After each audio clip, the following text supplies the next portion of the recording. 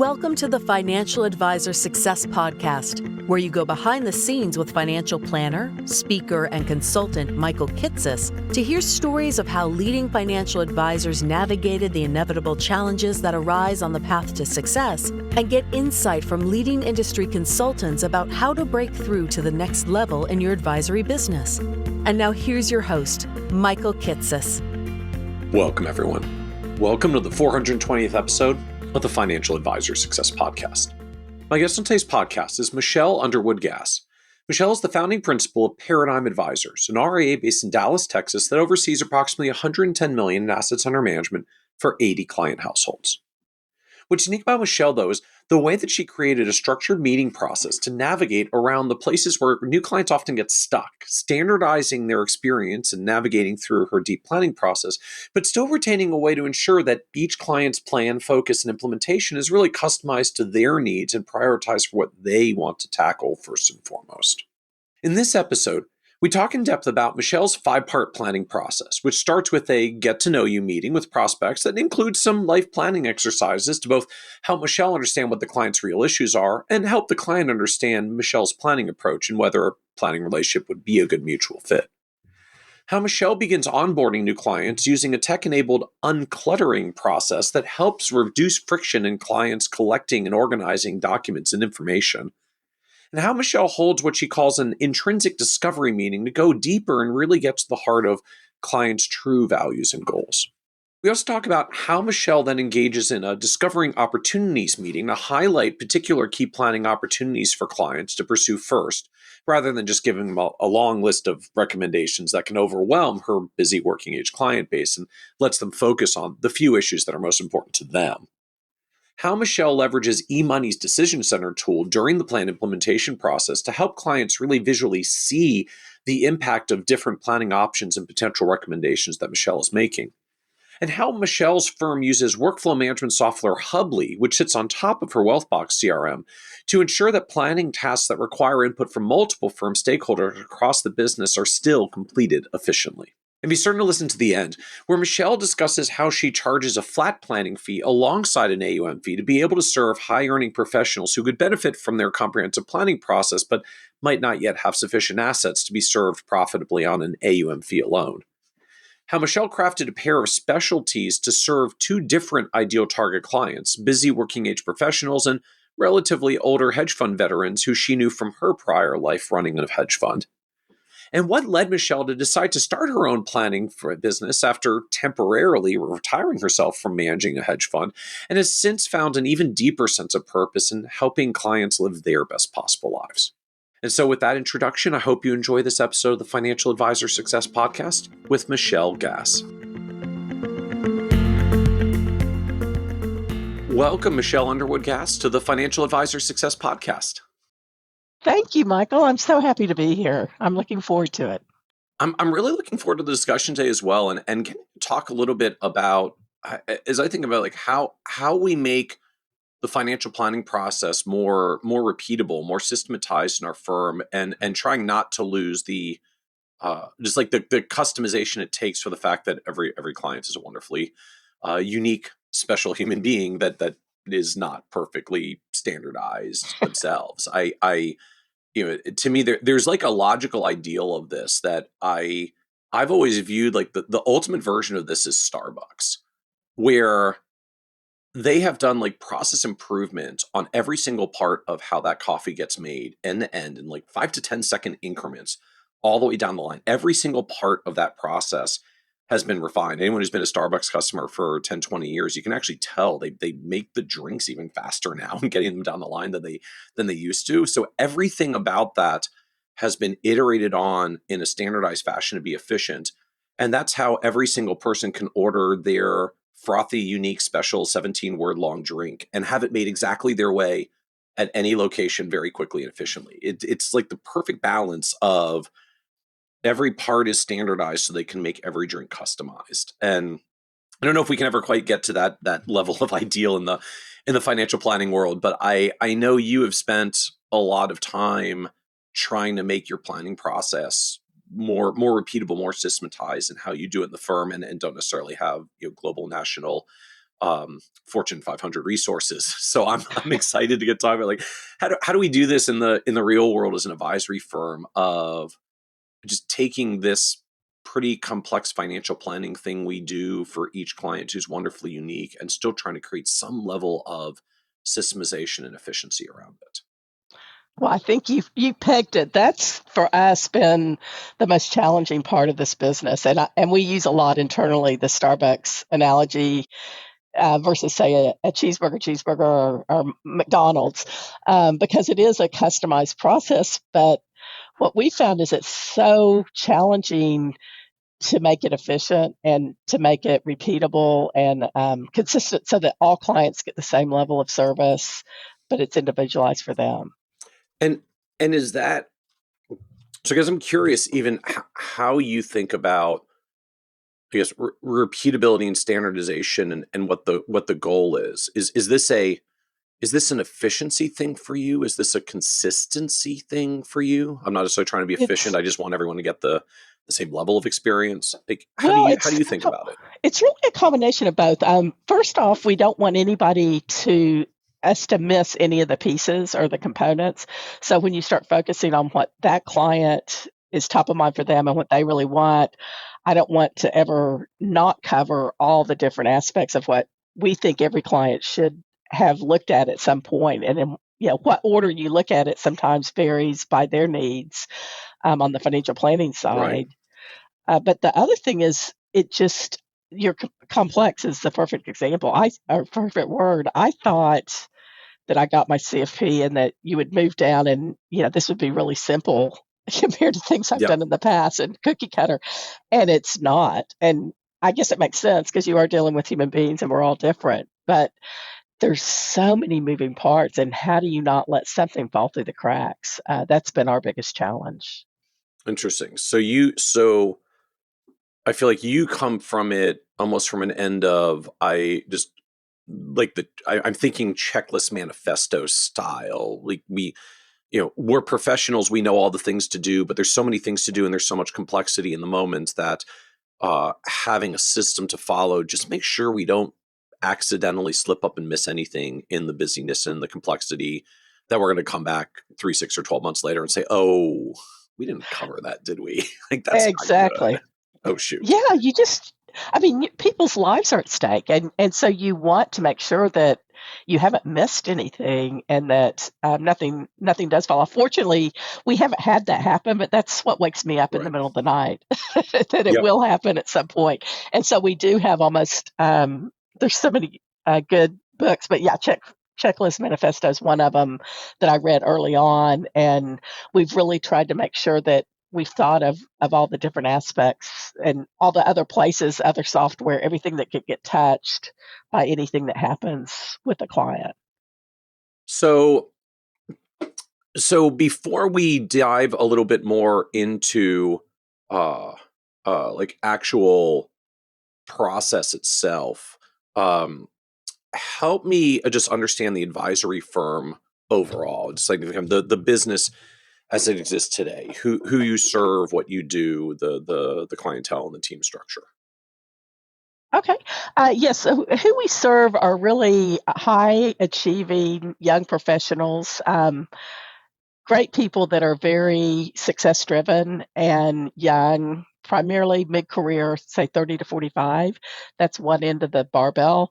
Oftentimes have families, have sometimes dual career, very engaged children too in their activities. And so how do you balance all that and do everything successfully? Can we step in and take things off their plates and really help them to visualize what their future is going to be like, and are they living their best life? And then make sure that we're catching all the plates and everything's covered to help them achieve the results that they want. That's one side of the equation. Oftentimes complex compensation, some other things going on.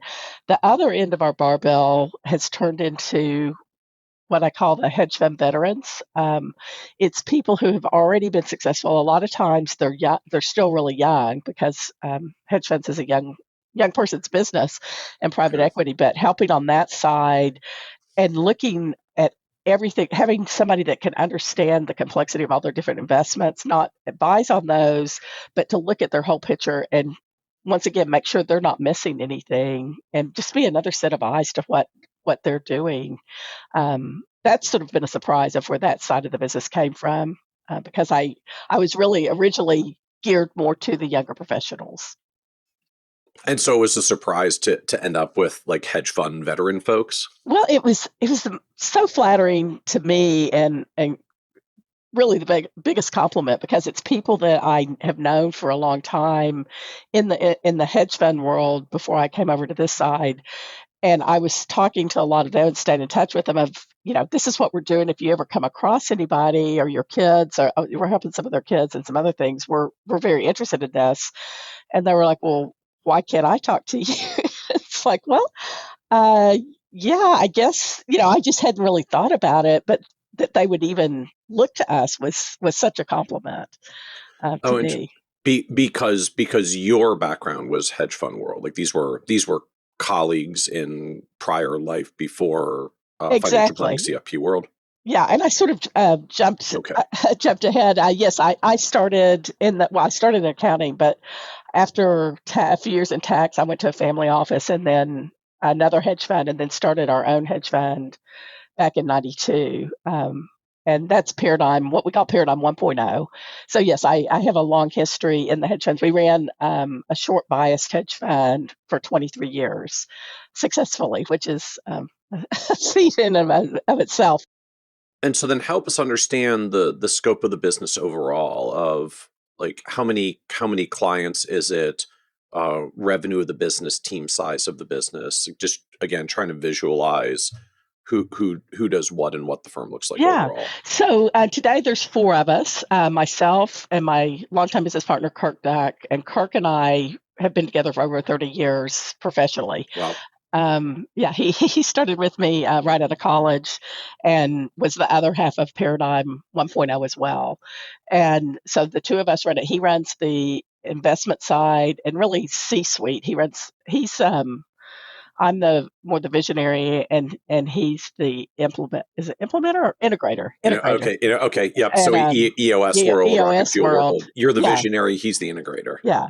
And Okay. so he's the CFO, CCO, CIO, CFO, CTO, whatever it is. Yep. He does all that behind the scenes, and then I'm sort of the face of the firm and do the financial planning.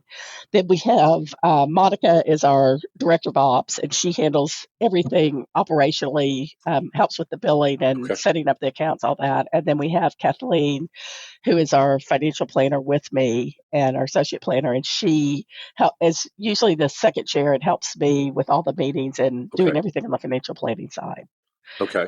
Um, on that side. So right now we have, as far as clients, we have 89 total clients. And of those 70, I sort of break it down into total clients and fee paying, because we have a lot of little accounts that are friends and family Okay. type thing. So I guess it's easier to sort of focus on the fee paying clients. There's 71 of those right now. Okay. Okay. And can I ask like revenue of the business overall? Oh, of course. So today our run rate's right around 800,000. Okay. And it's been growing pretty rapidly. So we look at it more on the run rate. For example, in this quarter versus year ago, we're up 30% on the run rate for Okay. Q4, and for the full year, our revenues are up 48% versus a year ago.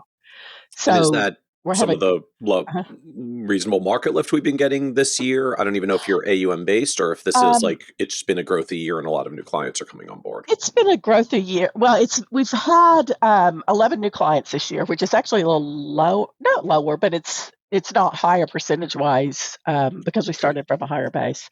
But the main thing is that we have a lot more financial planning and complexity of the client base.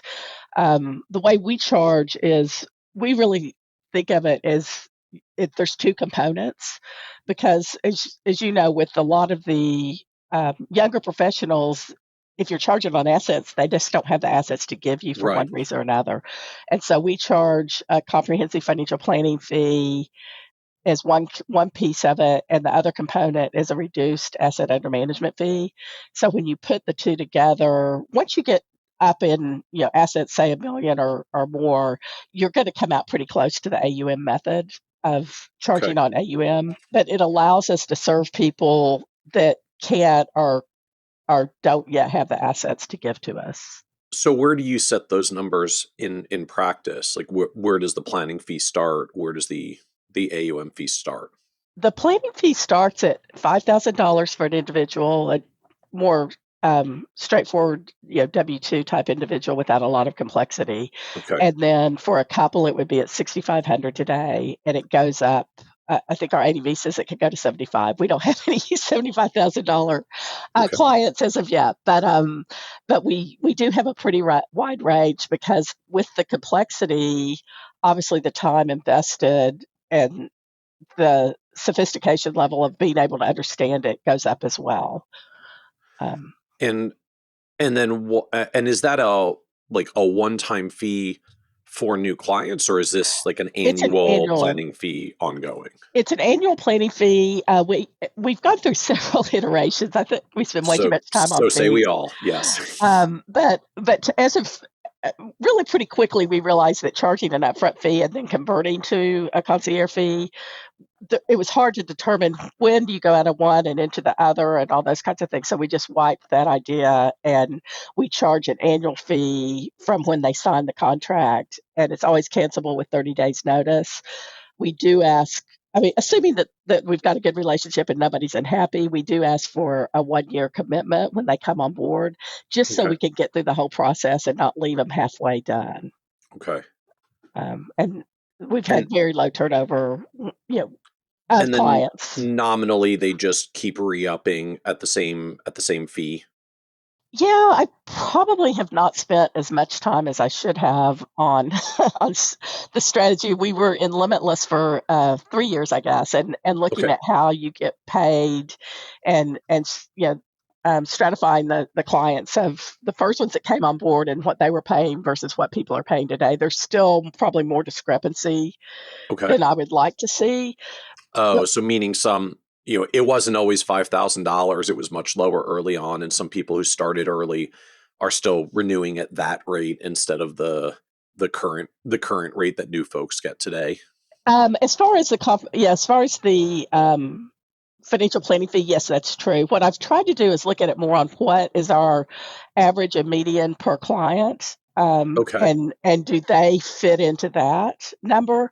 And so, as long as a lot of them started with a really low fee, but over time, more assets have come on board. So, if we look at the total fee, the fee's not that out of line. It's just if you just Okay. were to look at the comprehensive financial planning fee, Oh, it would fair be enough. lower than And it and needs to be. and so then what's the AUM fee side of this? The AUM fee starts at 75 basis points and then quickly drops down at 500,000 to 60 and then eventually down to 40 basis points. And so over time, pretty quickly you can get down to a much lower percentage. And as your assets grow, it does drop down below the 1% for people who've given us a lot of assets to manage. Okay. So I get it then. So um if I'm the proverbial like $1 million client that's got the planning fee and the AUM fee, I'm going to pay $5,000 to $6,500 on the planning side. I'm probably going to have a blended advisory fee that's like 65 basis points or so as I go through the steps, and so all in, I'm $10,000 to $12,000 of fees as $1 million client, which is pretty similar to most, and you've got a deep planning process to support it. You just get there with the two components separately, so that when you've got smaller clients, smaller asset clients who don't have investable yet, but they have a lot of planning needs and a willingness to pay you, like you can work with them on a planning fee side. Exactly, exactly. And I found, especially with the younger clients, they are very willing to pay for the value of the services provided. This whole model started because when I was on the hedge fund side, and I didn't have any time, and I was trying to do this on my own in addition to running the business. And I couldn't ever find anybody that would help me. And I had relationships with the JP Morgans, the Yeah. Goldmans of the world, but they're all like, well, our minimum's X, 5 million, 10 million, whatever it is.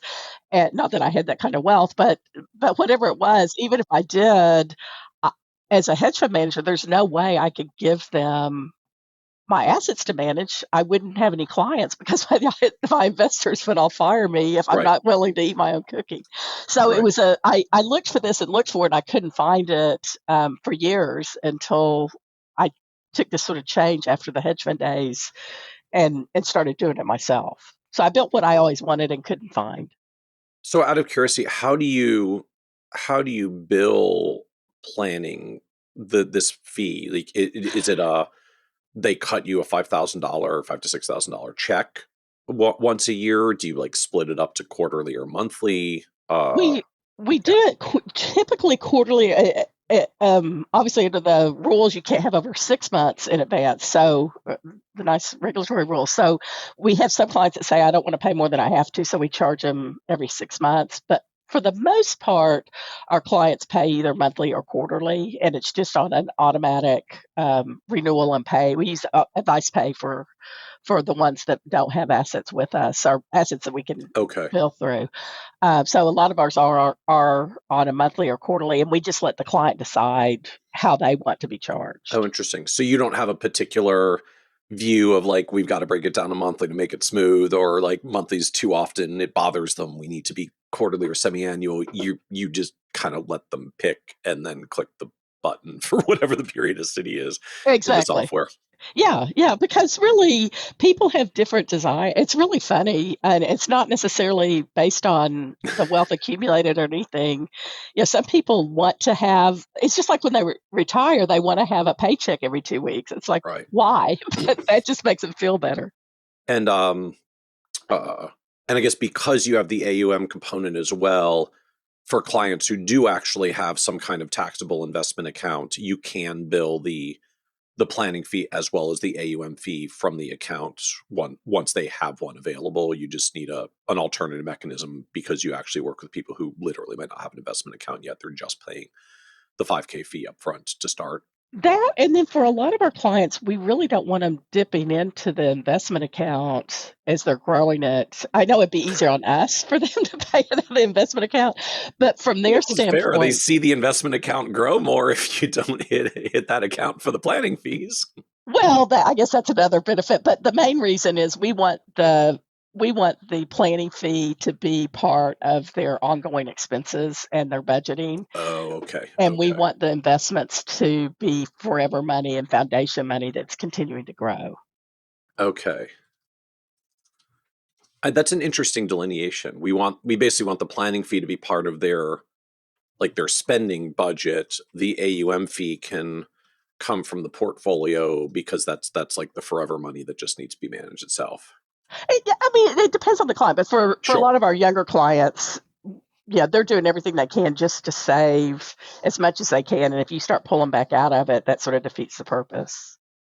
So if I just think about this mathing and the total, like $800,000 of revenue, 71 fee paying clients. So like average client adds up to just over 10, like close to $11,000 of revenue per client by whatever their combination is of planning and AUM fees. Like Exactly, I know there's a dispersion around that. Obviously we all have bigger and smaller clients, but that's that's kind of overall scope. That's it. 11,285 if you want the exact number. Average revenue per client, and then the median per client is it's about 8,200. So it shows you that it's definitely skewed. We've got obviously some larger clients that skew the average. Interesting. And so I'm struck. So you actively track those two numbers because you know them off the top of your head. Average client and median client. Yeah, I think it's important to look at both because if you just look at average, you end up with that skewing of a few big clients that are supplementing ones that you're not charging enough for. Yeah, I mean that's a fair point, right? If at the end of the day there's some level of overhead costs of just what it takes to run the business overall, a few big clients can make your average look really compelling. Oh, I'm way above my average cost per client. But if it's because a couple of large clients are dragging the average up, you could be in a realm where your median client actually isn't profitable, which means your few very large clients are basically overpaying and cross subsidizing the other That's 50 or that. 75% of your client base. Yeah, that's definitely one negative. And all, I mean, to your point, how much does it cost to serve the clients? And just to be cognizant of that, we don't track hours. We probably should, but my 3 years of nightmares of Yeah. public accounting, I don't know that I ever can bring myself to do that again. But we do pay attention to how much it's taking, and it does. There is a level, which is what's so frustrating from when I started this business. I wanted to serve everyone. I think we all do. That's why we got Yeah. into it. But I really wanted to help people early on. And what we realized is that we're not running a charity. And as much as I want to, I can't keep the lights on if I'm not charging what it's costing.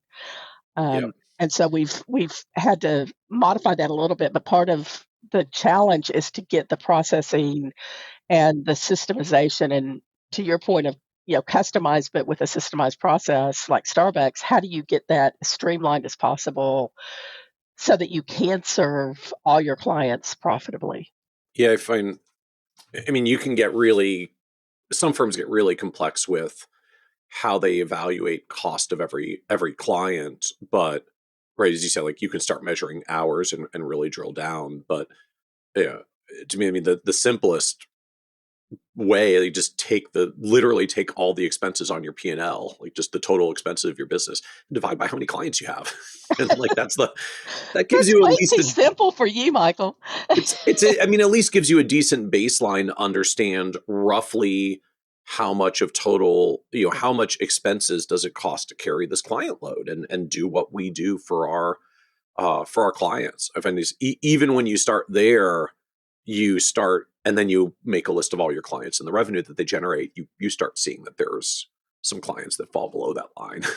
Right, and right. and then have to decide what you want to do with them. I'm struck that you also seem to delineate them pretty deliberately. I mean, I think you'd said like 89 clients, 71 fee paying clients. So you've just sort of owned, like, I've got this base of 18 clients that I've just accepted are not my clients that generate a profit. These are my clients that I'm not even trying to Well, make yeah, profitable, or the friends, it, family exceptions that you want to grant to yeah, yourself. it is. It's a pretty close, tight little group. But you start Yeah. taking the employees, and if we have kids, and different and, other entities or whatever, it adds up pretty fast.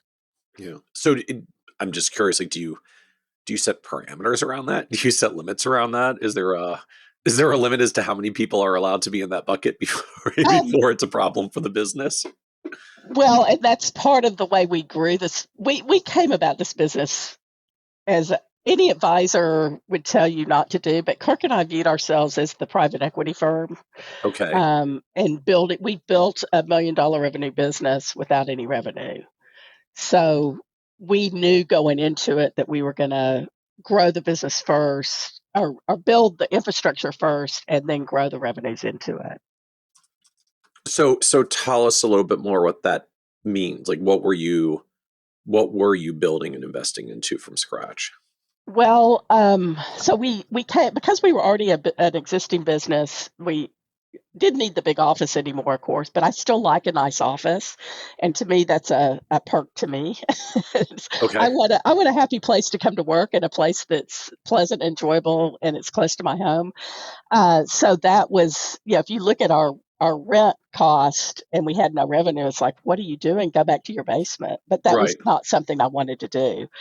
So we have a nice office. I also was one of those, one of the things I saw early on said, don't even think about hiring anybody until your revenues are 350 or whatever the number was. It's like, I'll never get to 35 if I don't have a director of ops to help me get there. I'm just, I'm not a detail person, and it takes me 10 times as long as it takes somebody else to do some of the stuff, and I don't enjoy it. Yep. So I needed to have the support on the front end, and then there's the software. We use eMoney and some of the other software. It's not inexpensive. Obviously, the more clients you have, the more you can spread that cost. But in the early days, most of our initial part was just us. So we were more of a family office that didn't have the assets to support a family office. So, all right. So I've got to ask if you recall. So how far in the red did the business run in that first year? Oh, uh, How how deep was this hole, or how long did it well, take I you to didn't dig through it? consider it a whole. I considered it an investment. Okay, fair enough. And we because we already had the infrastructure in place, we had the reputation, we had the presence here. And if you were really starting a business from scratch and you had no resources, you would have shut all that down and started at ground zero and built it back up. And given my age and stage in life, I had a it's quite the luxury to be able to do this, but it's really no different than if you had an outside private equity person that funded it for you for the first few years. Right. And then you bought them out, but we just didn't have to buy ourselves out. So, because you're building from what was previously a hedge fund business, so you had the business name, the reputation, the personal network. You were just literally reformulating the business to say, we're not managing a short bias hedge fund anymore. We're doing holistic financial planning. This is our offering now. That sounds so smooth and easy. It's not the way it happened. So but how did it happen? After 23 years of the hedge fund world, Kirk and I had accumulated enough wealth. I was looking at everything on the numbers, and I could retire. And so we weren't enjoying the business as much as we had. It was becoming more challenging to do what we did. And we just decided that it was time for a change. And so I retired from something, not to something. And so what I did is Mm. when we gave all the money back, this is 15, 16, I started looking for, I thought I had it all figured out. I had the numbers figured out. This is how it's going to look. And then I woke up and I had no purpose and no really Uh-huh. reason to get out of bed. I always thought I was Thus missing the these things. challenge when we retire from something, but not necessarily to Do something. something, yes. And not that I'm that old, but I financially we could have done that, but emotionally I wasn't done. And so I started taking some CFP classes on the side, just to fill my time, and so my brain Yeah. didn't atrophy. And no intention of sitting for the exam. I just was curious, and so I started taking these classes. It's like, oh my gosh, this is even better than my last career as far as what it does for me and Mhm. how fulfilled I am. I want to do this full time. And so Kirk and I started talking, and that's how we got from Paradigm 1.0 to Paradigm 2.0, was that process of what would that look like. Although I had the reputation and I'm well known in the investment community, the people we're serving are very different. We started with 0 clients, and the ones that have come on that have known me, for the prior years are pretty recent additions 7 years in. Okay. So the first 6 or 7 years was really starting at ground zero and hoping that people find you on the internet, and that just, being out there and Yeah. doing the right thing, it's gonna grow. And So it's a slow process. and how long did it take before you felt like it was actually there and starting to math okay, or at least not drawing the retirement nest egg down? Yeah, I mean, we're definitely there now. We're not paying ourselves as much as you would, normally get paid doing it for somebody else. But other than that, we're where we want to be. But I mean, to your chart that you show in some of the XY of the 3-year mark, it was uncanny. I thought, I've done this before. I'll just turn on the light switch and it's off to the races. And it really did take 3 years for people to realize that I wasn't just, this wasn't just some pre-retirement thing that I was just going to dabble in and then Yep. leave. And we really are a real business, and we're going to keep Yep. doing this forever, whether it's me or somebody else in the seat. So that it just took a while. I mean, the first 3 years were just like your chart showed; they were ugly. I guess I didn't focus enough. Well, I think entrepreneurs, if we, Sam Zell had a really great quote that if we knew what we didn't know, there wouldn't be any entrepreneurs or something along that. Yeah, I totally yeah, beat yeah. with that, but Yeah, if anybody actually like did the full analysis, waited for the risk of failure, no one would start a business. yeah, no one would start a business. And so I really jumped in blindly. Not I mean, Mm. I could afford to jump. Emotionally afford to jump in blindly, but I can't say that I mapped it all out and it worked. Well, if I would have, it wouldn't have worked that way anyway. So that was not the way it came to be. But yeah, once you're probably 5 years in, 3 to 5 years in, it was like, oh my gosh, this is really humming and working. And where the additional growth came was hiring. Like for hiring Kathleen, that was 2 years ago. We used to use paraplanners, so we were hiring people to do the deep work with me to free me up to do other things and to get out there and really be the rainmaker. And that's our next goal is to start marketing, which we're looking forward to. So now take me back to planning itself. You said part of what you differentiate on is this deep comprehensive planning, thus being able to charge the fees that you charge, and even to clients that quote unquote just need the planning because they don't have an investment base yet. So help us understand more, like what is deep comprehensive planning to you? If I'm going to be a client of Paradigm, like what do you actually do? What do I get? Well, What do I go through? so we've sort of customized. It's called the Paradigm Guides, is the initial onboarding and 6 month thing. But and I'll go into the detail on what those different steps are. I'm also a Richard Life Planner. I do all the Kinder. We really go in and try to help people where we understand them as a whole person, and the finances and the money is just their tool, which a lot of people use, but it really is true. You and your life and being balanced. So one of the first things we do when people first reach out to us, they talk to Monica, and if assuming that they might be a good fit and that we can do something for them, then they'll set up a get to know you meeting with myself and second chair, which is Kathleen. And in that get to know you meeting, it's really just some of the things that you've been so good about talking about before of what brought you here today, Yep. and then just shut up. That's Uh-huh. so hard for us to do.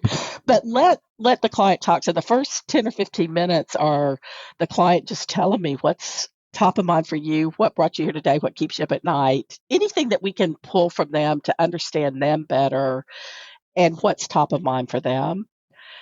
And then I switch it to an exercise called the Wheel of Life that really looks at. I'm sure you've seen different versions of this over the years. But I got it from an FPA seminar I went to.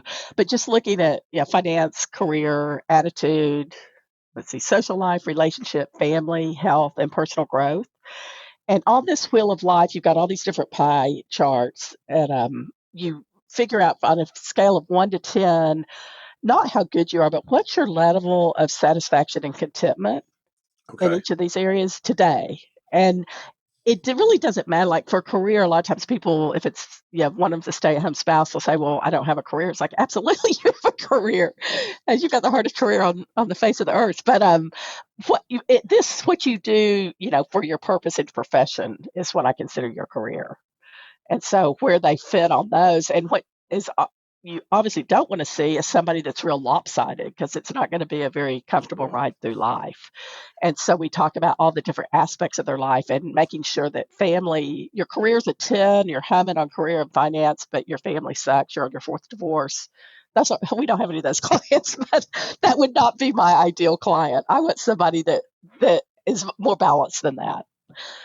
So we look at that, and then we switch and they get to know you, and just to tell them about us and to answer any questions they have. One thing I do include in that handout, this NAPA has this questionnaire of everything you should ask your advisor, and we've gone through and actually answered all those questions for them, and then it has a diagnostic in the back that tells them why those questions are important, because we really want them to do the research and make sure that, yes, we are the best fit for them. So you're actually, I'm fascinated by that. So you take NAPA's what you should ask your advisor handout. You talk them through it in the meeting, or We you've like no, written all the answers and you we give no, it we to them don't as we like a don't we handout. don't yeah, we try to have the meeting focus on them, and then we give them the information that they will need to do their research later to make a final decision.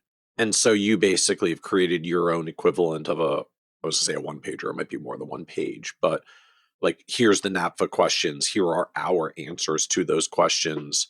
Feel free to go forth and ask other advisors these questions and see how their answers stack up. Well, and to make sure, because there's a lot of other good, not a, there aren't as many as there should be, but there are so many really good advisors out there, and it's a long-term relationship Yeah. with your advisor, and so it's so important to have the good personality fit. And we've always viewed this with abundance. We can only serve so many people, Yep. and I really want them to find the right fit for them. And we get really excited when people tell us that they're talking to several advisors, not because they're going to choose us over them, but because they're going to find the right fit for themselves. So I'm struck at the beginning of this. I think you said when they initially reach out, they don't actually get you in the first place. Uh they get Monica, who is your director of operations. Yes, and that's really just a 10 or 15-minute call. It's I don't want to call it screening, but it's really to make sure Yeah. that it's worth their time and our time to move forward.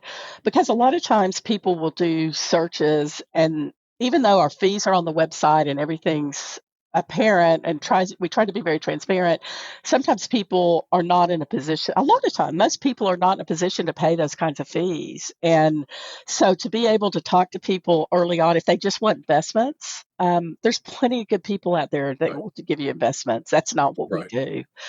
So really to understand the client and what or the potential client and their needs, and then we refer, I'd say 7 out of every 10, maybe. Just guessing. I haven't looked at Monica's information lately, but we refer a lot of people out at that stage. And I have a nice email that I send out, or she sends it out, that says, here's how to find XY, NAP, CFP board, FPA, these other resources. And this is the difference between a fee for service and a fee based. So you And don't necessarily send them to a particular advisor. You're sending them to other advisor directories like NAPA, I XRPN, CFP board. He's really struggled with that, because I'd love to put him in touch with a specific advisor. Mhm. If we have somebody like in Dallas and in Fayetteville, which is our two offices, I have people there that I can, if they want somebody in person, I can refer them to.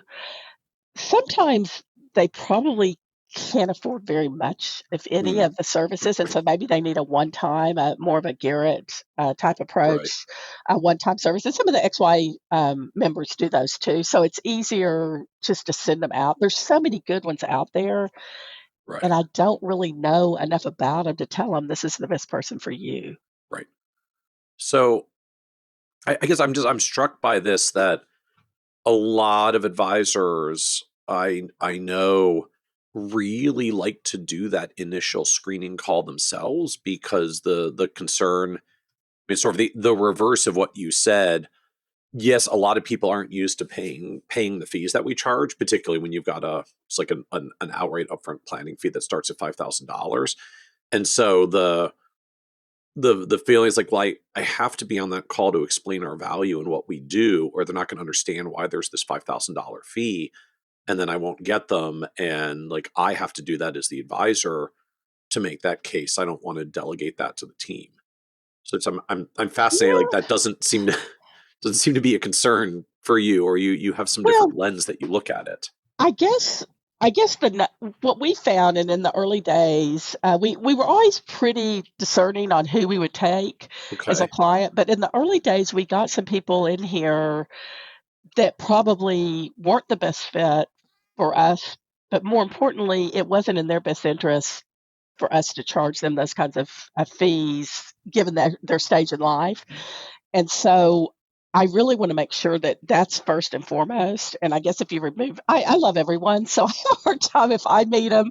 I want to take on every Ah, client. So I guess maybe it's a protection for Michelle. oh, I like Um, that. I like that. Protect myself from myself. Yeah, uh, I know a few advisors over the years that have said, like, I don't decide who we're going to take or what fees we're going to quote because I want to help everyone, and then I compromise all my standards. So I gave it to another team member, and I told them to hold to the standards, and they don't have any problem doing that. Yeah, I mean, Monica's too nice also. And so a lot of times we'll give, knowing that it's not a good fit. If if it's somebody that she thinks I can help in an hour and then send them on their way, a lot of times she'll tell them that they're not a good fit, but she'll talk to me, and then I love working with people Oh, if I when can I'm help getting them a paid it. little bit. Let me just do something with them for an hour. Well, a lot of times just to give them some confidence that they know you're going to be. You've got to ask a lot of questions, and it's intimidating. And just to give them the confidence to move forward is a lot of it. Once they have a little education and understanding and the confidence that they're a lot smarter than they're giving themselves credit for, they're going to be so much better off. So, so now take me further through the process. So, how does this meeting wrap up? So the way we leave that meeting is we give them a if they're in person. Most of ours are virtual and always have been virtual meetings. But if they're virtual, then we look at it on the screen share. If they're in person, we give them a handout, and that handout is just the packet that I was talking about. Okay. That shows it. We call it the paradigm guides. Is what we call our initial process. So it gives them. We go through what the guides looks like. Then we tell them, we don't think we're the best person for you, and this is why, and send them. At that point, I know enough about them, I can probably send them to somebody else that I think would be a good fit. um, and then we tell them to sleep on it, take at least 24 hours, but there's no hurry. When you're ready to move forward, just respond to that. We send them an email afterwards that has it has the ADV, a blank agreement, and the client packet so that they can review it in their own time. And then when they're ready, they email Okay. back and say, we're ready to go. And so that's when they sign the agreements. We kick off at that point a DocuSign with all the information in there. Okay.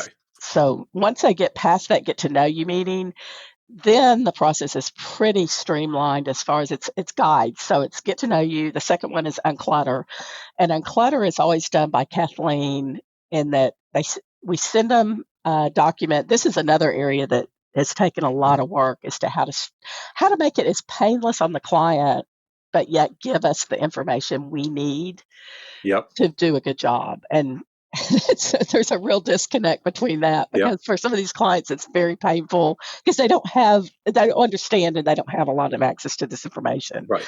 So we try to reduce the obstacles there. And then clutter, they upload what documents they have.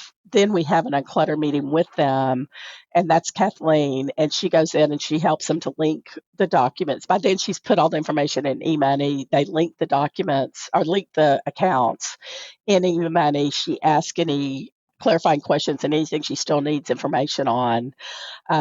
Sometimes if they're having a hard time doing it on their own, we'll do sort of a pre-unclutter where she goes in and helps them pull documents and that type of thing. We get authorizations from all their CPA, their insurance, if they have an insurance or a state person, somebody that they like, we use theirs. If they don't, then later we'll have a way to refer them out. So the authorization is like a pre-templated form of, dear professional, I'm now working with Michelle Gass and Paradigm. I grant you permission to talk to them about my situation. And Correct. like you made the form and they could sign it, then you can send it to the right people. Right. So there's a form for each type of provider. Okay. And so we do that sort of on the front end so that a lot of that's covered. And that's after the unclutter meeting, but in that first unclutter process to get all that lined up. And Kathleen's been really good. It's so interesting to me how much this industry, how complicated it is, but how much it's like what I did before, which you probably think, Mhm. wait a minute, short seller analyst to a financial planner. But in both instances, you've got the tea leaves and you have these little clues, and you have to turn over the rocks and be very, very curious and dig Right. deeper and deeper and deeper. And that's a lot of what the unclutter is. On our end is, I see this one line on their pay stub. What does that mean? Or what else might be going on? Or in their tax return, yeah, there's a Schedule C on there that we didn't talk about. What's going on there? Are there opportunities here to really go deeper into all the different aspects? So, so I guess I'm just trying to visualize this unclutter meeting overall. I mean, am I taking it too literally to think like we're literally uncluttering Well, them? it's the step. It's more the step or the process Okay. is to unclutter, which means bring me your shoebox. Obviously, we prefer to have it in a PDF, online format, but bring me all your PDFs and everything you've got, and just dump it in here. We do the unclutter. It's not so much them doing the unclutter; it's us, but it's taking the tidbits that the pieces that they've given Okay. us and being able to put the whole picture together And financially. and I'm presuming you do all this with eMoney Vault. Is that It your goes into storage place? eMoney Vault. We've gone through several iterations. What to make it easier on the client, where we go now is it's just a very simple format of, are you employed? Upload your last two pay stubs. Upload your last three tax, and they sweep it all into almost a share file type setup. So they don't have to worry about, where do I file it? What is this? Do you need this? It's like, if it has a number on it, sweep it into this vault and or into the share file. And then once they've done that, we're the ones that go through and decipher what's what. We then put it into the format of, we've got several in our files of its investments, employment, Okay. estate, insurance. We've got and taxes. We have the different folders, and so when Kathleen goes through and does that whole unclutter process, she gets everything aligned the way it should be, and then we are the ones that actually put that into eMoney, into their vault. So when she has that unclutter meeting with them, which is part of the process, she shows them where all their information is in the vault, and they start linking the accounts. Okay. So I guess I'm trying to just think through sequence of process. So the client says they want to move forward, they get their DocuSign envelope with agreement and the rest. After they finish that, they get some kind of initial onboarding document that says, here's all the things that we need and here's how you create your ShareFile account and begin to upload them. Please dump everything into this folder. We'll sort through it for you, and then we'll schedule a meeting in 2 weeks or whatever it is to have this uncluttering meeting and talk about all the things that you uploaded and ask whatever questions. Right. Yeah, Okay. that's more or less. And we don't make them set up anything in ShareFile. We just, in this one document, which is part of Precise FP, they just sweep it in there, and it just poof, it goes to where it needs to go. We've really tried to make it as painless as possible for the clients. All right, wait. So then, help me understand what the tech pieces are that are getting used here. Because now, like, there's ShareFile, there's eMoney, there's Precise FP. So Okay. how does this thing together? Like, what am I seeing from the The client end All as the you go through client this? sees on Share, the only time clients see ShareFile is at the bottom of all our signatures. It says upload files. Okay. So they can upload that way. And that's as close as they come to really knowing ShareFile. The Precise FP is a form that we've used. I I have a love-hate relationship with Precise FP, but Okay. it's not as pretty. Visually, I don't like it, but so we've tried to make it Okay. as simple as possible. But it's a form that just asks a few questions, and you just sweep your PDF into this spot, and then it all comes back to us. So you make your onboarding questionnaire in Precise FP, it prompts them to upload, 2 pay stubs, 3 tax returns, all that good stuff, but they're just uploading it into or through Precise FP, and then you've mapped with Precise FP, please dump it in this share file folder over Correct. here. Yeah, So the client's primary interface for onboarding is the Precise FP forms. that's correct. On the onboarding process, that's really what they see. And you don't actually have them start linking accounts until they're actually in the Unclutter meeting with Kathleen? That's correct. Because what we find, Okay. we've tried to, it's been through several iterations, or more than several, but we kept trying to make it so that the client was doing this on their own, and the hurdles were too hard for some of the clients. We don't take clients that aren't tech savvy, but at the same time, their time is very precious, and Right. so anything you can do to make it as simple and time, painless for them, the better. And so we found that if you do and go on with them to link just even 1 or 2 accounts, you turn them on to eMoney while they're there, you show them where it is and link a couple accounts. Most of our clients are like, "Okay, I got this. I'll do the rest of it on my own."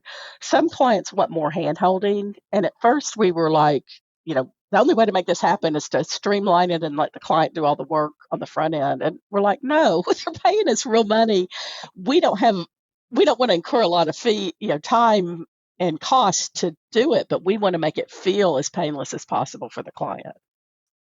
Well, and I mean, if you get certain clients that really have challenges with getting things linked or getting their data gathering done, you can get to the point where a hand-holding process actually is the faster of the two. Then It's totally, and it's more fulfilling for the client. Yeah, it's much faster to spend 45 minutes or an hour with a client than the alternative for sure. so then what's next after the unclutter meeting? So now So I've now got documents, we've linked accounts in eMoney, I've got authorization signed. the I is intrinsic discovery, which is really getting at your heart's core. And this is really the heart of financial planning in my mind, because it's putting all the numbers aside and really understanding who are you as a person and what's your vision for life Right. today. It's going to change, but what's your vision at this moment, and what do you want most out of life? And it's been transformational. I can't say enough good things about the whole Kinder process, and we take it. It's the Michelle version, so I totally butchered it. He probably cringed, but it's my version of the Kinder version, and we go through and we do the Kinder questions. We do the goals for life. We really get in there and understand what makes them tick and why that matters. So what do you call this next meeting? The intrinsic discovery. Intrinsic discovery. So So that's the I. we've done the external data oriented discovery part. That was the unclutter meeting. Now we're on the personal side of discovery. Right, right. And once you have that, it just the bond that and the level of trust, it's just amazing how much people want someone to listen and to be understood, and you just give them that space, and the connection that's created there. So then when you come back and you have some of those tough discussions, once you get to the financial planning process, you understand their why, and you can help them understand why it's so important to do this, even though it sounds like a pain in the ass, i.e., insurance or some of the other stuff that they have to do, or state documents, and some of the things that people don't want to have to mess with. So I know just Kinder questions can kind of be weighty questions unto themselves. So I guess help me understand, how do you set up the discovery meeting and this conversation? Like, how do you? They know what's coming, because in that first, when we did the Wheel of Life in the beginning, as I wrap that up, I tell them that this gives them a little taste of what life Mm, planning is and what our approach is. And if people are really uncomfortable and they just want the numbers, there's hmm. plenty of good people out there that can help them. It Okay. just doesn't need to be paradigm. Okay. So we'll know that on the front end, and we do let them know, sort of what we walk through these paradigm guides on the call that Monica does, the initial screening. She pulls up the website and walks through the steps, what complexity looks like, all the different things. So she's told them. Then I've had the get to know you, and I've talked through these processes. And then with every email, with a follow-up, we say, yeah, this is your get to know you, do the contracts. Then once they've signed, welcome aboard. The next step is, and this is what we're going to do in this process. And then when they do the unclutter, same thing. Yeah, thanks for completing this.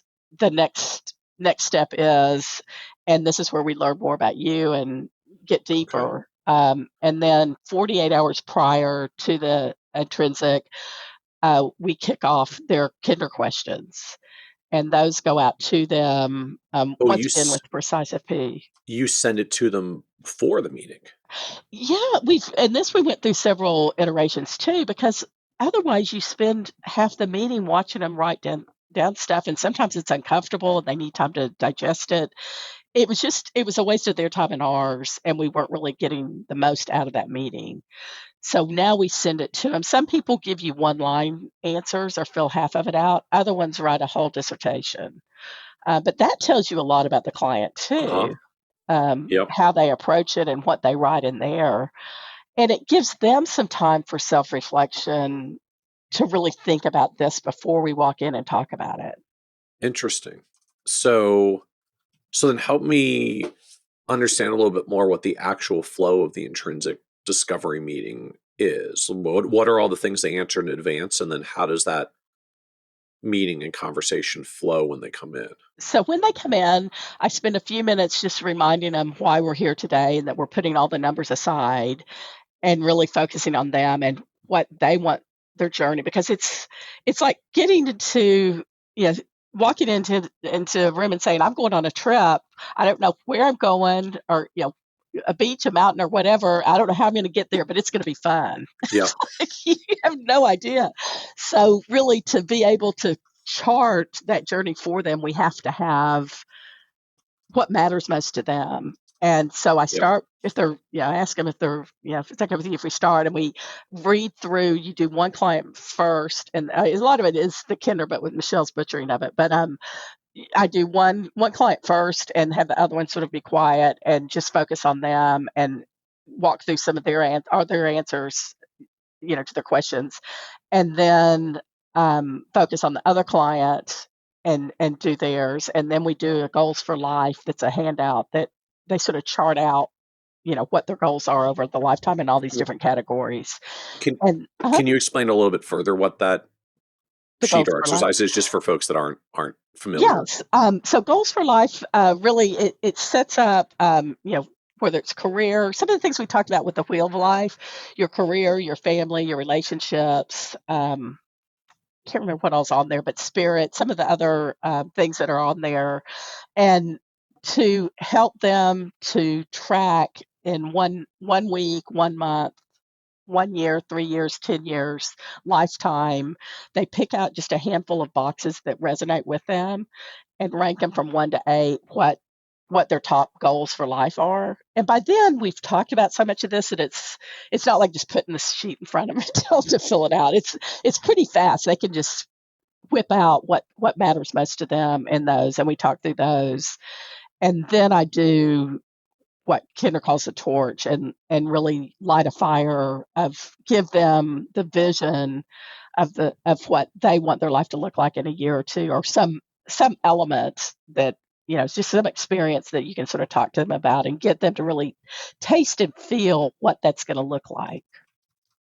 Okay. And so is that largely how the intrinsic discovery meeting wraps up? Like, we start talking through kinder question responses because they answer them in advance. Then we're going through some goals for life exercise. What are you trying to achieve over what time horizon across these various dimensions, whichever ones are important to you? And is that where we finish? That is where we finish. If at all possible, I love having that in person. It is our one meeting that's a 90-minute meeting. Just because, especially with a couple, there's enough, and so we make sure that they have blocked off enough time uninterrupted that they can devote the full 90 minutes if needed to that. And then as that's wrapping up, we set them up for the next meeting. And now that we've done this, this is what it's going to look like next. And that's when we go.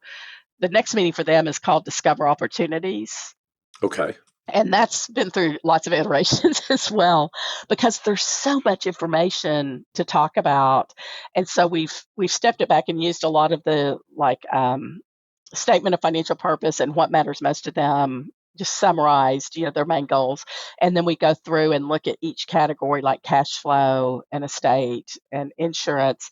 These are the top things. And we try by that point, we know enough about them that this has been top of mind for them. And so by the time we have the Discover Opportunities, we've done a complete insurance analysis of their PNC. We've looked at hopefully some of their life and disability, if they have it, if they don't, why that might be important.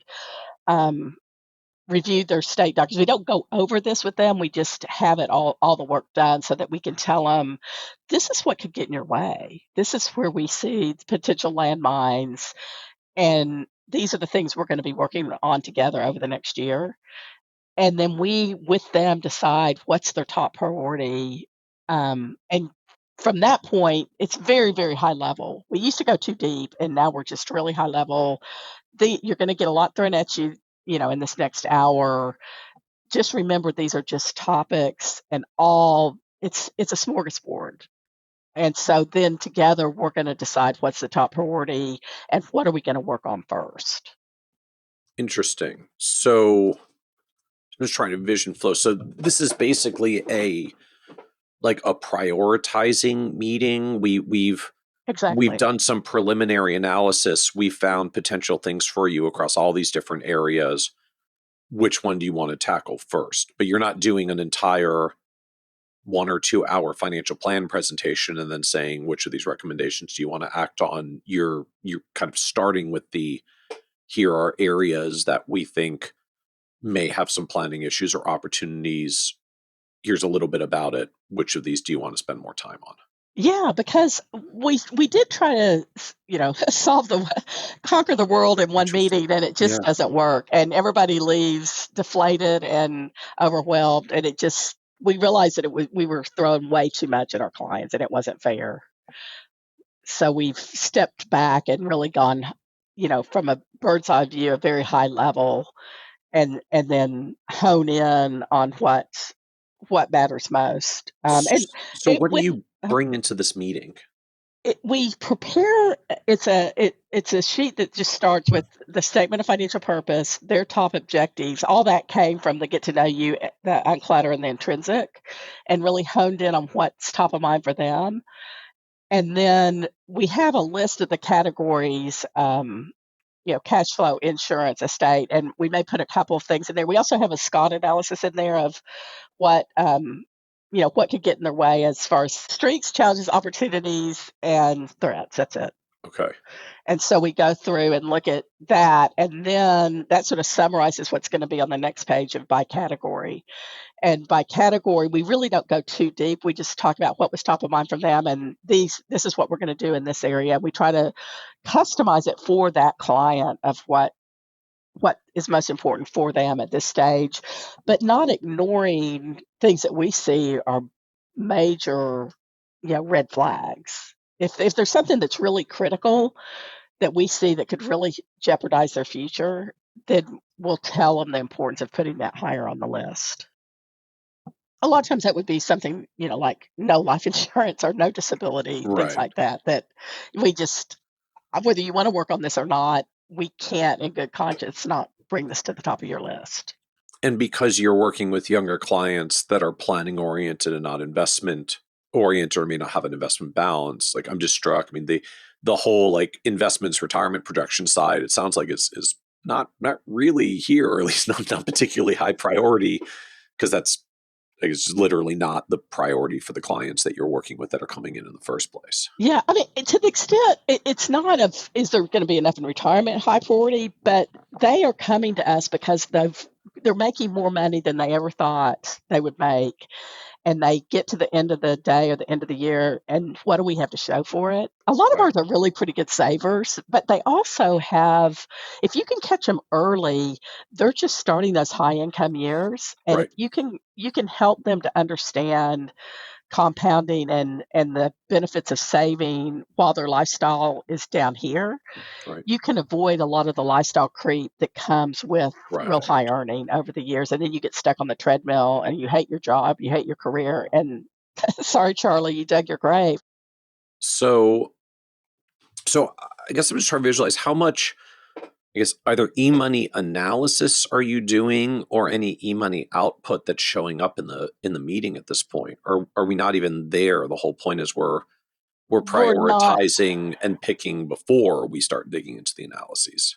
Yeah, I mean, we've done some of the analyses, and so that's how we can help them prioritize. Okay. Because we can tell them at a high level, you're saving 3% right now. That's just not going to cut it.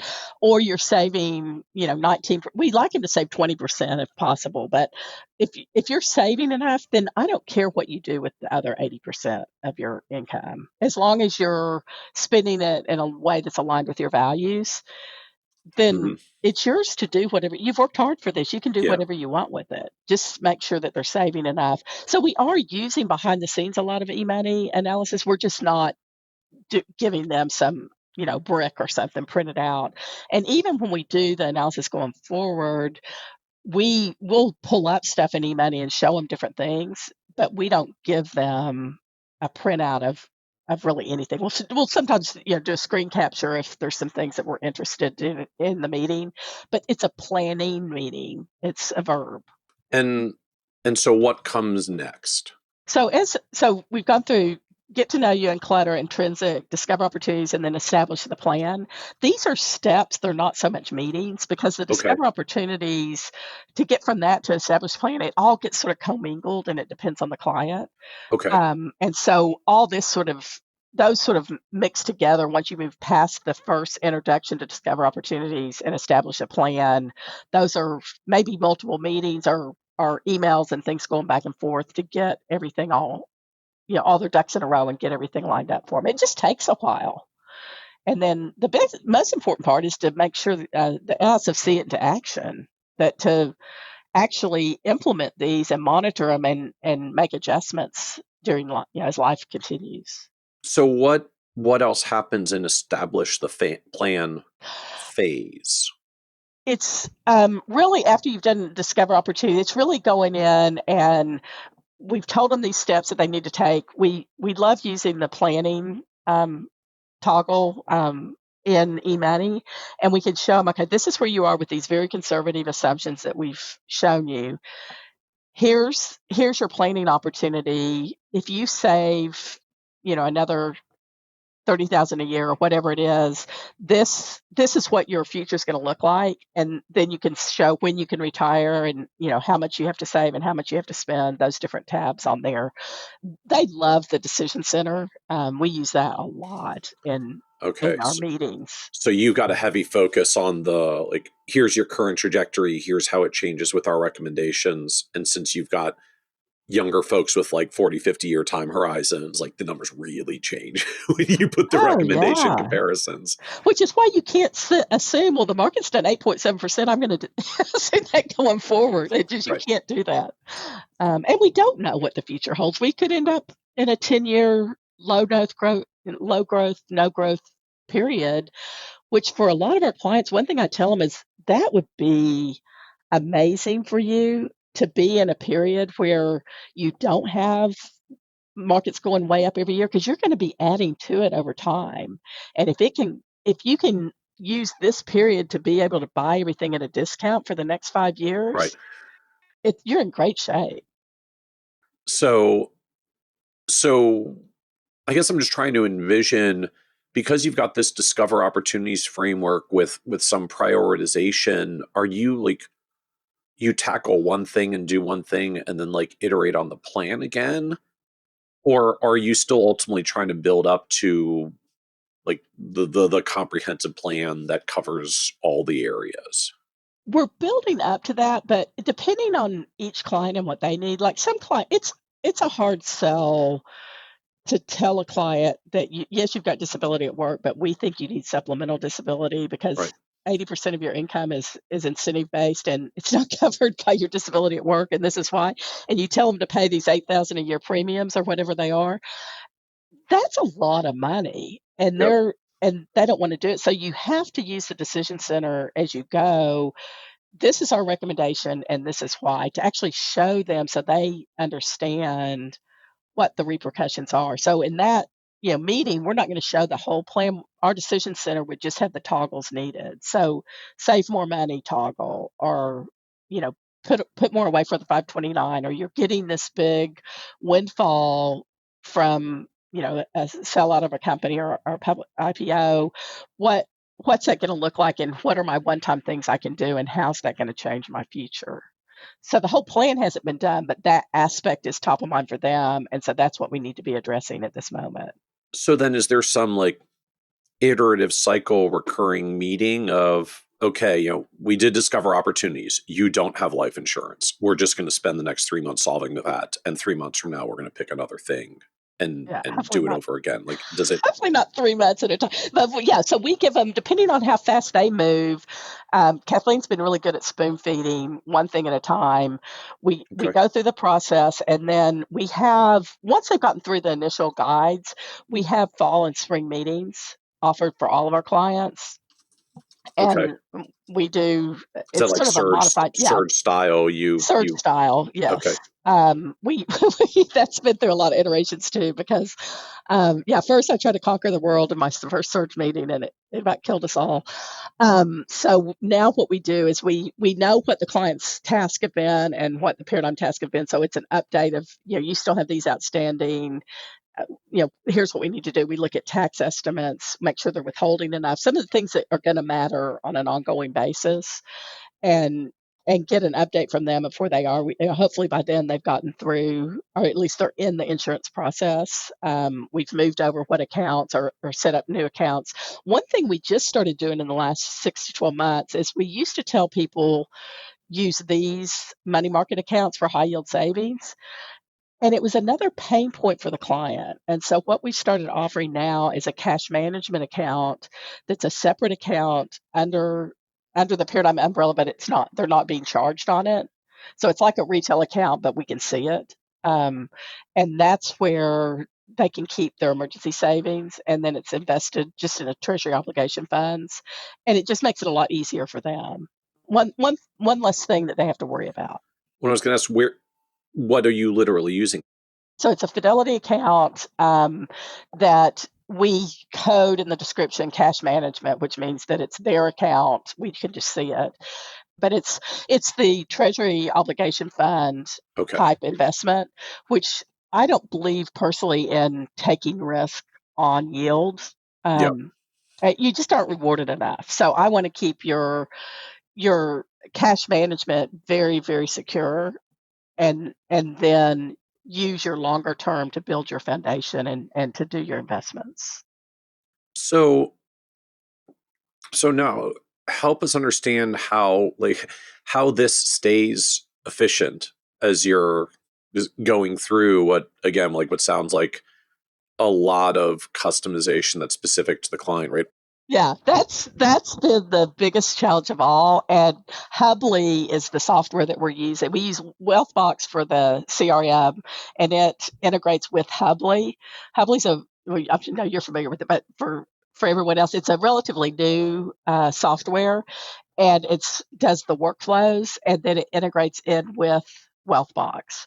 And it's been a total game changer. And Monica and Kathleen have really spearheaded this with Kirk and my input, but to figure out every step of the process for everything we do.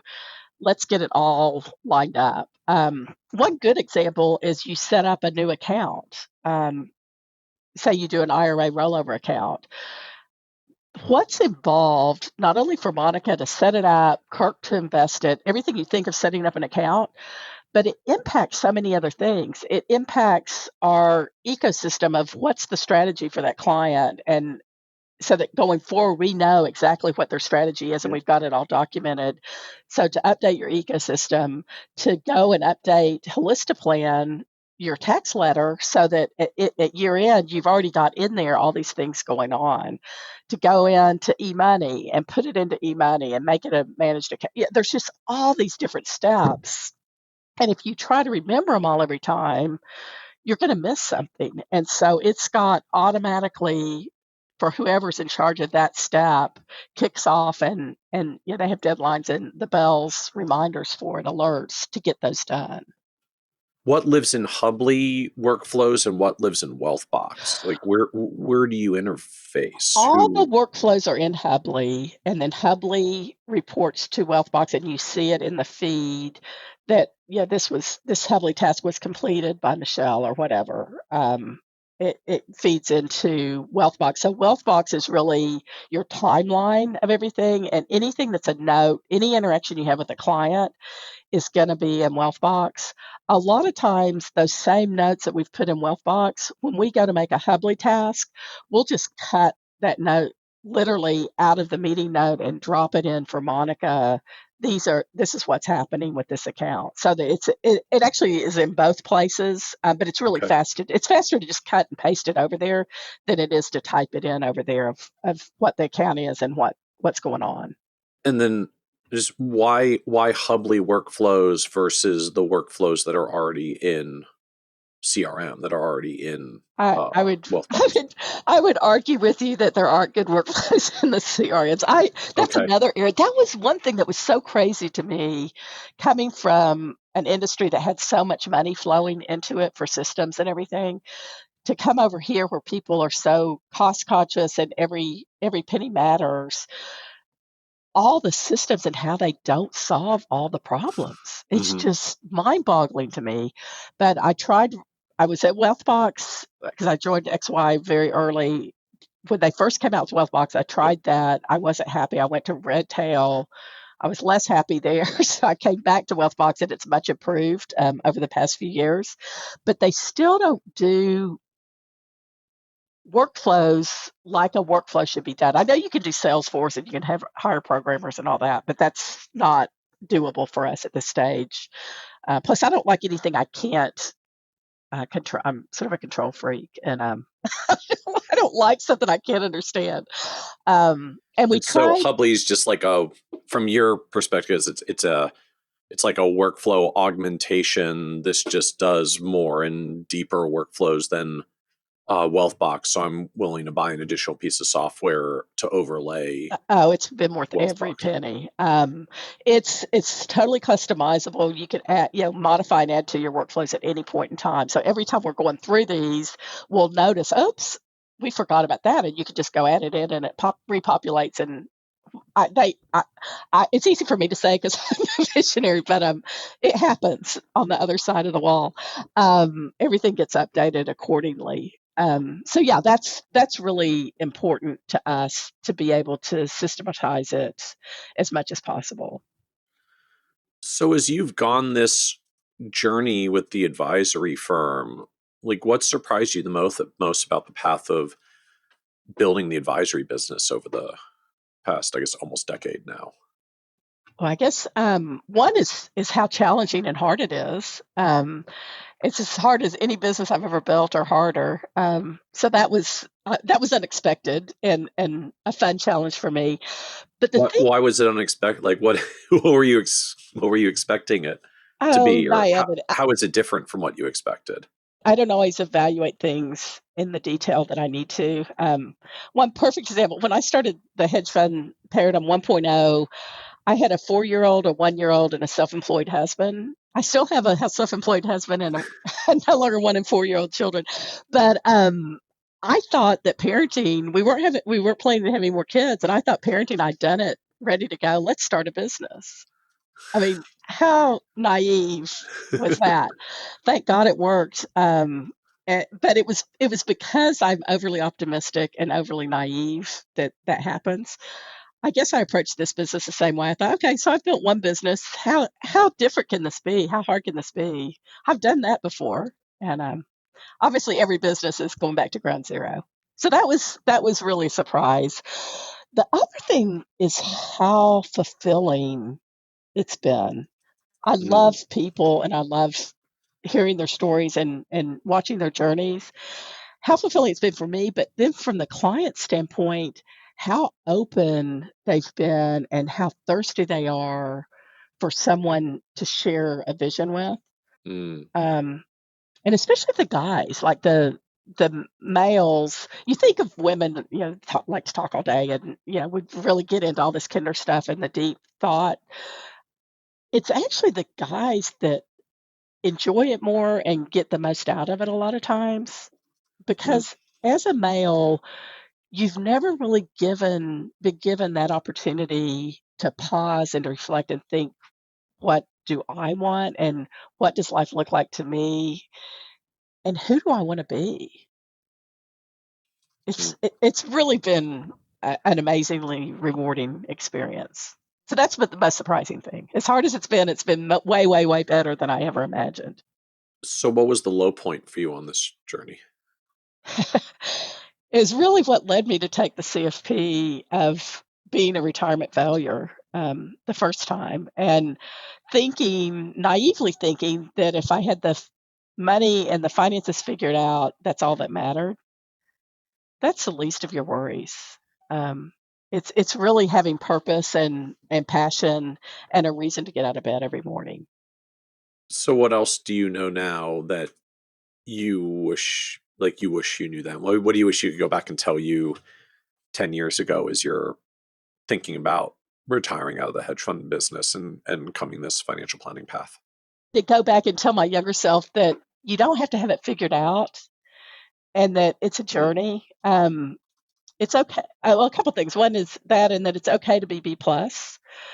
And by that, what I mean is, when I go back and I think of all my birthdays, my 26th birthday, which is a really odd birthday, but that's still to this day the hardest birthday I've ever had in my life, which is really weird.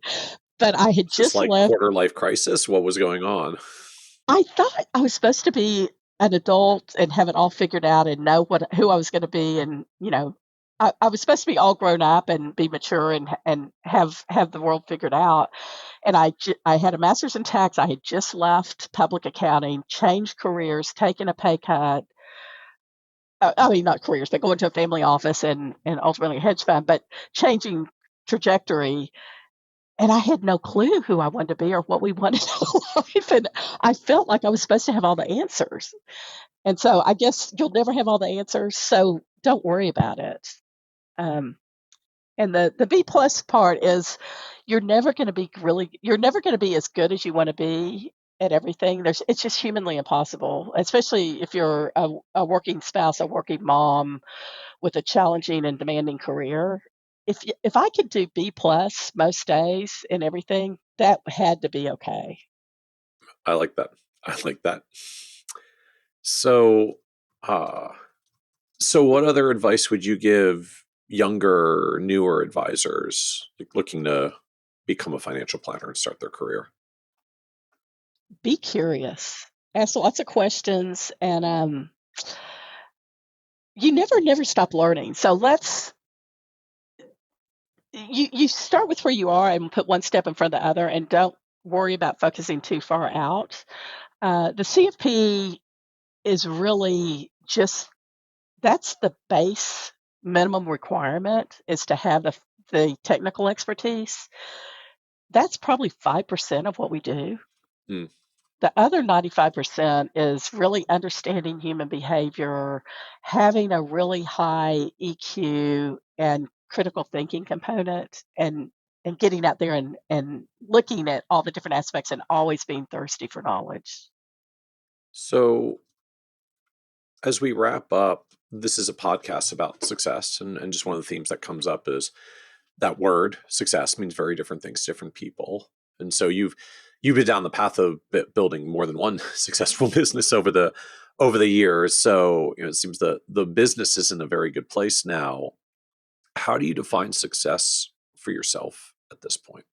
For me, it's using the gifts that God's given me to make other lives better and to really have an impact on other people. Most importantly, my kids and my grandkids, and helping them to really be the best they can be and to be a good role model for them.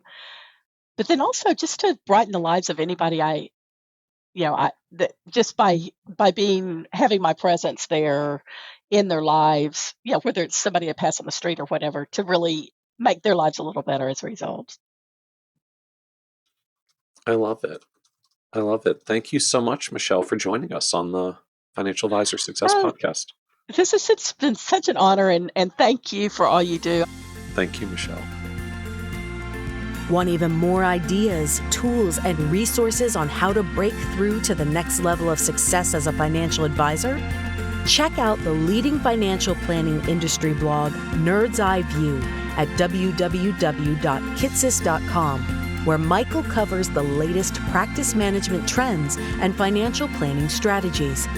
And by joining the members section, you can earn IMCA and CFP continuing education credits, along with exclusive member content.